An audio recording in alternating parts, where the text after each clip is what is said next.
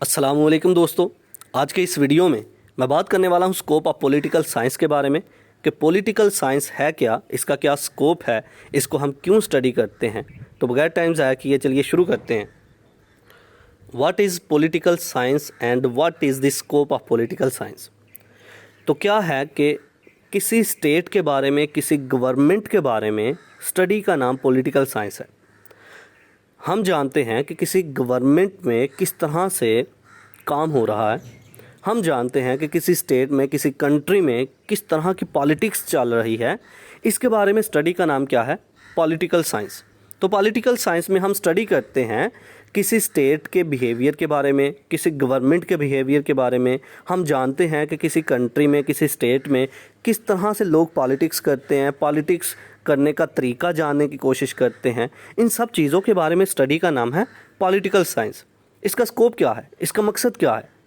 इसका मकसद ये है कि हम जब इन चीज़ों को स्टडी करते हैं तो हमें अवेयरनेस होती है, हमें पता चलता है कि हम किस तरीके से पॉलिटिक्स कर सकते हैं।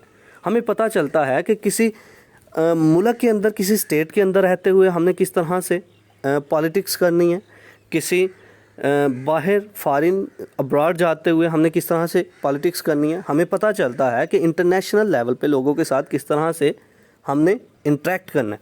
ओके, तो पॉलिटिकल साइंस का हमें ये फ़ायदा हो रहा है कि हम गवर्नमेंट को समझ सकते हैं, गवर्नमेंट के स्ट्रक्चर को समझ सकते हैं।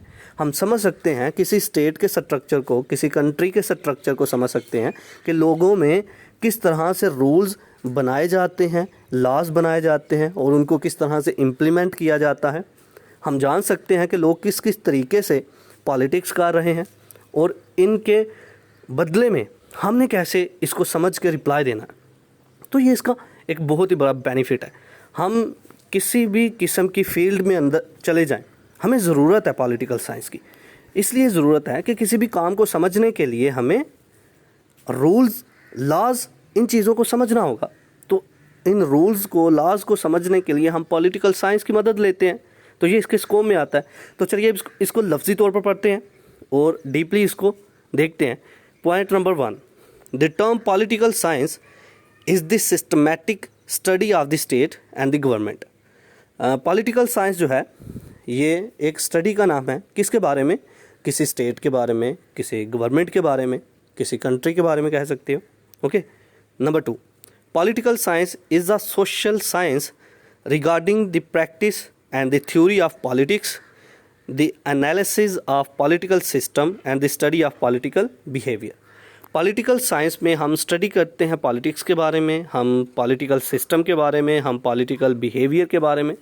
जितना भी किसी गवर्नमेंट का, किसी स्टेट का, किसी कंट्री का पॉलिटिकल सिस्टम होता है, स्ट्रक्चर होता है, उसके बारे में हम स्टडी करते हैं पॉलिटिकल साइंस में।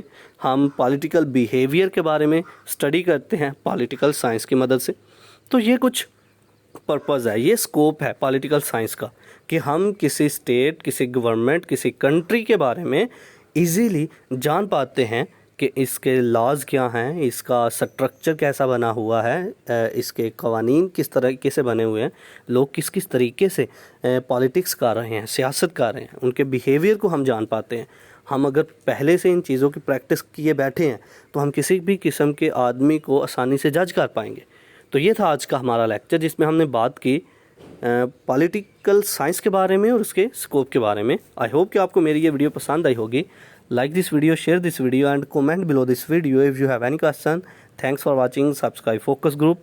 अल्लाह हाफिज़।